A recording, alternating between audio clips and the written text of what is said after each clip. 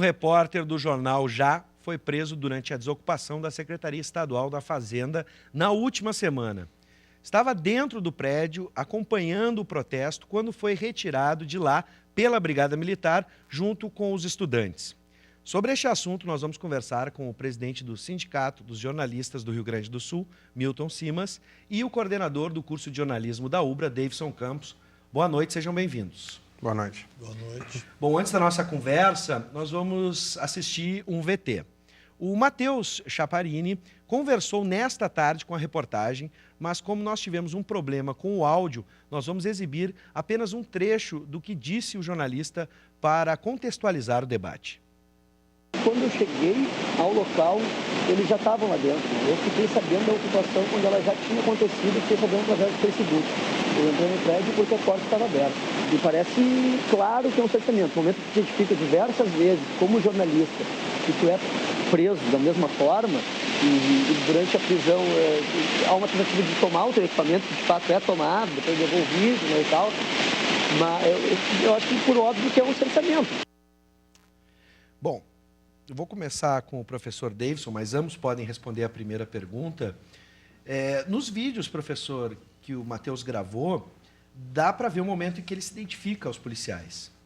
Dá para a gente dizer, então, que foi um ato contra a liberdade de imprensa, na medida que ele estava identificado no seu trabalho? Boa tarde. Certamente dá para ver, inclusive, várias vezes, né? Ele tenta a identificação ainda dentro da Secretaria da Fazenda e o que estava responsável pela retirada dos manifestantes, uma retirada que se deu sem a decisão legal, né? A informação que se tem. Ele se identifica no primeiro momento e é dito para ele que depois se separaria, digamos assim, e que acaba não acontecendo. Esse tipo de ação, né, eu não lembro um registro similar nos últimos tempos. Claro que a gente tem observado um aumento da violência contra os jornalistas de uma maneira geral no mundo, né? Mas dentro desse conjunto de manifestações é a primeira vez que eu acompanho isso acontecer. E sim, né? No momento que um jornalista, no exercício da sua atividade, é preso, né? E principalmente assim, denunciado e a ele imputado diferentes crimes, é uma agressão contra toda a categoria e contra a liberdade de imprensa, sim.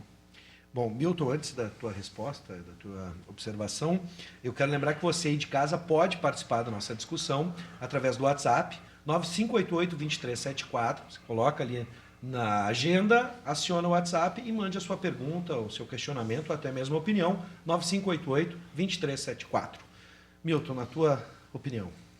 Referendo às palavras aqui do professor Davidson, né, foi um ato assim de desrespeito à nossa profissão, de desrespeito aos direitos humanos, não só a nós jornalistas, junto com o Matheus tinha o Kevin Dark, que é um cinegrafista independente, que ele está circulando o Brasil fazendo justamente vídeos e colhendo materiais nas ocupações, né? E ele estava lá, também foi levado para a delegacia, e também diz respeito aos alunos, aos jovens que estavam ali, adolescentes de 15, 16 anos, que levaram gás de pimenta como se atira um veneno num inseto, um tratamento assim desumano. Tinha uma conselheira tutelar ali que acompanhou o fato, um advogado, e falaram para os policiais dizendo que a operação estava demasiado violenta, e aí quando o Matheus se identificou, eles ignoraram, e aí a conselheira tutelar disse, não, ele é jornalista, ele está conosco, ele... Não, depois lá a gente vai ver. Então, a gente viu este tratamento aí desrespeitoso da Brigada, buscamos o diálogo, até agora a Brigada Militar não veio se manifestar, e infelizmente o governador veio a público dizer que a ação foi correta. Então, é ruim ouvir do governador essas afirmações, né? Então, daqui a pouco o governo vai estar rasgando a democracia, vai estar rasgando a liberdade de expressão, e vão dizer, jornalista bom é jornalista que cala a boca. Tem que calar a boca dos jornalistas? Não, né? O que ele estava fazendo lá dentro? Estava lá apurando, como é a essência dos nossos, da nossa profissão. O professor deve estar ensinando aqui no dia a dia, aqui na UBRA, né? O jornalismo é o olho no olho, corpo a corpo, ir lá investigar se realmente o que está acontecendo, qual o fato. Ele encontrou uma porta aberta e foi lá e entrou, e ficou do lado dos manifestantes. Podia ter ficado do lado da polícia, mas ele estava do lado dos manifestantes e foi alvo aí dessa violência aí por parte da Brigada Militar. Bom, já que foi citado, eu vou pular uma questão apenas para que a gente possa dar seguimento. Nós procuramos o comando de policiamento da capital para gravar a entrevista com o coronel Mário Ikeda.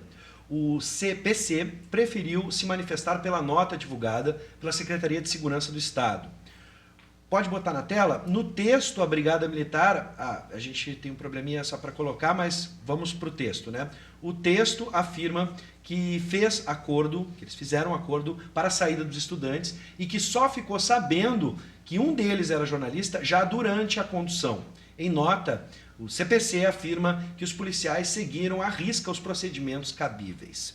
E aí eu encaixo com, digamos assim, um outro ponto de vista que algumas pessoas levantaram, de o fato do repórter ter entrado no prédio não estaria configurando uma invasão também? Olha, eu falo como professor, mas também como um jornalista que atuou bastante tempo em redação, né? E todas as vezes que eu participei de algum evento, ou mesmo que eu coordenei algum evento em veículo, né? Sempre o que se buscava é ter o melhor local de visão, né?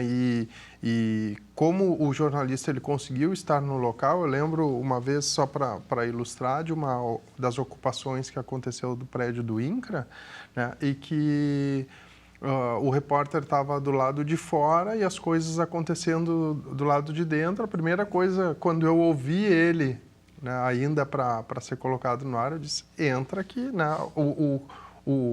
Assim, um acontecimento é lá dentro, não é do lado de fora. E realmente a gente pôde acompanhar o que realmente aconteceu dentro do prédio da Secretaria da Fazenda em função da presença das pessoas que estavam lá, né, gravando e cobrindo de uma forma mais sistemática os jornalistas, mas também com a cobertura dos comunicadores, né? É uma preocupação que a Brigada Militar, que é uma instituição, né, que presta serviços relevantes, e principalmente que o governo do Estado, né, respaldem esse tipo de ação, porque dá para observar com clareza e com tranquilidade pelas imagens que teve, sim, exagero na forma de tratamento, né? Tanto pelo uso do gás e como a maneira como as pessoas foram retiradas e da prisão, isso a gente já falava, né? É bem preocupante que as questões tenham sido conduzidas dessa maneira e parece, né, pelo respaldo tanto do comando como do governo do Estado mesmo, parece que é uma política, né, de ação da Brigada Militar, nesse sentido. Bom, Milton, antes da gente passar para a tua observação, a gente ficou devendo, né? Está aqui a nota, né, de esclarecimento sobre a ação da Brigada Militar. Óbvio que nós sintetizamos, né, quando li agora há pouco o texto, mas então a gente está vendo então a Secretaria de Segurança que publicou então essa nota em resposta da Brigada Militar. Ainda nessa pergunta, a gente está falando sobre a prática mesmo do jornalismo, Milton. Como é que a gente pode encarar, por exemplo, alguns questionamentos que saíram nas redes sociais, principalmente feito por outros jornalistas, né, criticando a atuação do Matheus neste fato? A gente está falando de estar junto à notícia. E aí se gerou agora sobre a prática mesmo, depois o professor pode completar se quiser, mas como profissional representando o sindicato, essa prática do jornalismo de também falar sobre jornalismo, sobre o trabalho dos outros repórteres. Então, no sábado pela manhã, a gente fez um debate na ARI, Associação Rio Grandense de Imprensa, onde eu fui convidado enquanto presidente da nossa entidade. O Elmar Bones, o editor do Jornal Já, estava lá, o Matheus estava lá, um representante da OAB estava e a Brigada Militar também foi convidada, porém não compareceu, né? Então aí se falou isso, né, dessas manifestações dos colegas, né? E até eu brinquei com com o Matheus, né? Eu disse, pois é, daí o Elmar fica te mandando nessas pautas, né? Por que ele não te mandou fazer a chegada do inverno? O que nós vamos enfrentar? Uma matéria um pouquinho mais leve, né? E aí também, aí faz parte da política do veículo, né? O que nós vamos cobrir, o que não vamos, vai lá e investiga o que for. O Matheus, por exemplo, foi o único jornalista que esteve presente na paralisação do dia 30 de maio agora, dos servidores da Fundação Piratini, que eles paralisaram a atividade por 24 horas, com apoio do Sindicato dos Jornalistas e Sindicato dos Radialistas. Fizemos uma paralisação de 24 horas contra este PL 44, né, que é também alvo das paralisações do CEPERGS e do pessoal da saúde. Ele era o único profissional de imprensa que estava lá cobrindo. Então é isso, faz parte da nossa profissão ir lá buscar e a essência do jornalismo é a curiosidade. Eu vou lá, não estou satisfeito, eu acho que ficar de fora aqui não é. Perguntaram para ele, como é que tu entrou dentro do prédio da fazenda? Tinha uma porta aberta, eu fui lá e entrei, porque tem entrada pela Siqueira, pela Mauá e pelas outras 2 ruas laterais ali. Ele viu uma porta aberta, tinha o pessoal ali fazendo a limpeza, ele foi lá e entrou. E aí vai, não, mas é um prédio público, então acho que não é invasão, é buscando a informação. Só que o colega se identificou e houve toda essa questão aí da brigada, querer cercear, enfim, né? Então, muito triste, mas também vindo essas manifestações aí de colegas, né? E aí outros fizeram o contraponto, tipo assim, se fosse de uma grande empresa, será que o colega seria conduzido da forma que foi? Saiu dali, foi para o DECA, do DECA ele foi para o DPPA, no Navegantes, não sei porquê, do DPPA voltou para uma delegacia, voltou para o DPPA, e do PPPA foi direto para o Presídio Central, e os homens e as meninas para o Piretê. Então é isso, né? Todo mundo enquadrado como criminoso, né? Então é triste ver essa realidade aqui no Rio Grande do Sul e alguns colegas ainda se contrapondo à atitude do colega ou da manifestação do trabalho dele. Segundo relatos do próprio Matheus, durante a nossa reportagem, ele saiu de madrugada. Ele só conseguiu ser liberado 3 horas da manhã. E sobre a prática jornalística, dizer que um repórter não pode estar no local do acontecimento é dizer, então, por exemplo, que um repórter não pode estar dentro do campo de futebol, dentro do estádio de futebol. A gente sabe que tem uma natureza diferenciada, uma cobertura de conflito, né? Mas a gente tem acompanhado, por exemplo, a cobertura que acontece no Rio de Janeiro, que é uma cidade conflituada e que os repórteres sempre estão nos locais onde assim, os fatos estão acontecendo, sem contar o jornalismo, a cobertura de guerras, né?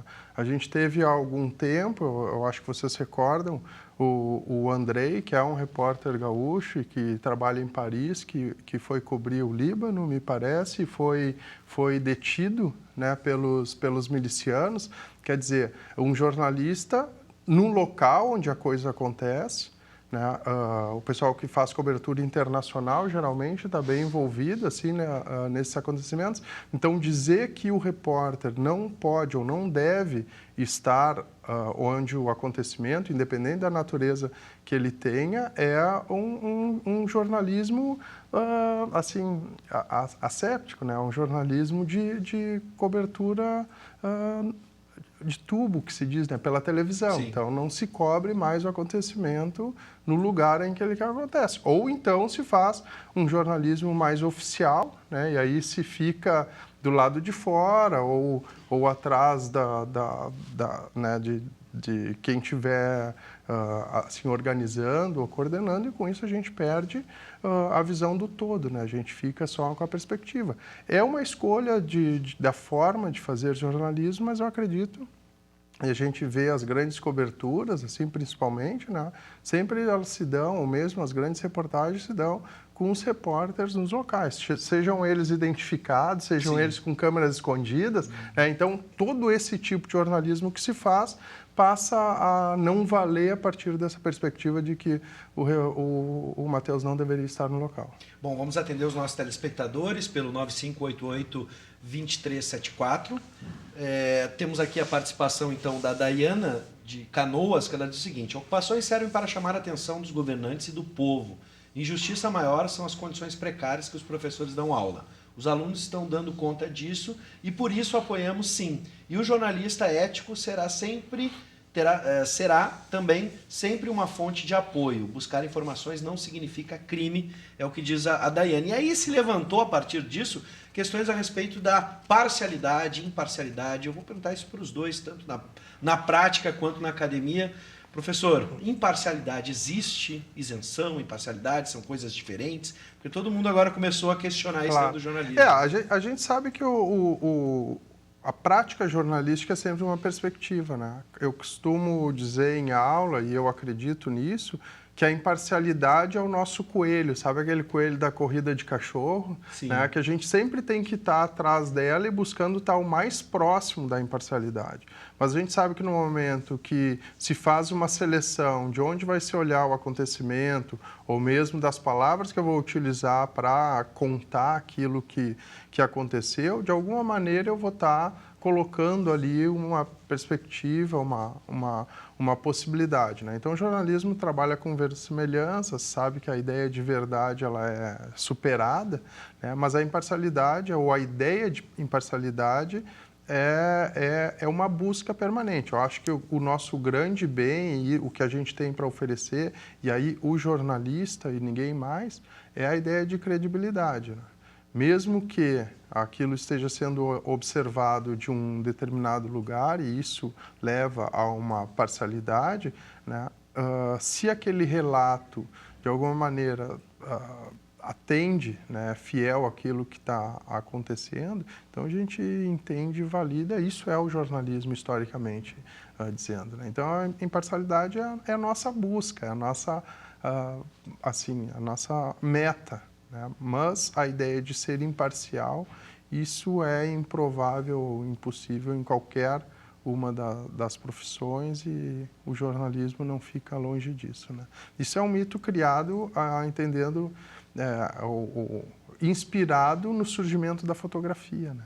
A ideia de objetividade vem da objetivo fotográfica, de reprodução fiel, da mímese fiel do mundo, mas se sabe que o ser humano ele tem crenças, e essas crenças vão contaminar por mais técnica que ele utilize. Então, a técnica nos garante a credibilidade, né, e a imparcialidade como meta, né, mas não efetivamente como uma realização, porque é improvável. Milton, na prática, a gente pode entender que existe realmente um ideal de imparcialidade? Eu citei aí agora, nesses últimos dias, aí essa questão, né? Que viram o Matheus estava... Um dos crimes que ele foi imputado é de... contra do menor ali, de aliciamento dos menores, né? Isso, corrupção de menores. Corrupção de menores, né? Não, mas ele estava lá fazendo o trabalho dele, e tinha fotos do perfil da rede social dele em ato contra o impeachment. Sim, tudo bem. Só que a gente tem, eu citei assim, eu trabalhei na área do esporte aqui no UOL por 2 anos e meio. Eu era setorista do Internacional, sou gremista, tá? Nos anos que eu trabalhei lá, o Inter foi vice-campeão brasileiro, campeão da América e campeão do mundo. Posso dividir contigo esse sentimento? Porque eu fui 4 anos repórter de campo no Esporte Clube Internacional, era a minha base. E sou gremista. E em nenhum momento notório.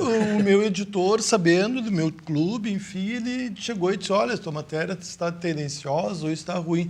Depois, agora, distanciado deste período que eu trabalhei lá, eu disse que foi melhor, porque só se eu estivesse trabalhando dentro do Grêmio, fazendo o Grêmio, seria pior. Então, eu tinha esse distanciamento, né? Então, eu acho que a gente tem que cuidar como a gente está lidando no dia a dia, e como o Davidson disse, o principal é a credibilidade, é o teu material que tu está levando para o teu ouvinte, para o teu telespectador, né? Estamos aqui com a câmera na nossa frente, mas, de repente, ao redor tem coisas acontecendo que o telespectador não está vendo e que, às vezes, a gente também não está vendo.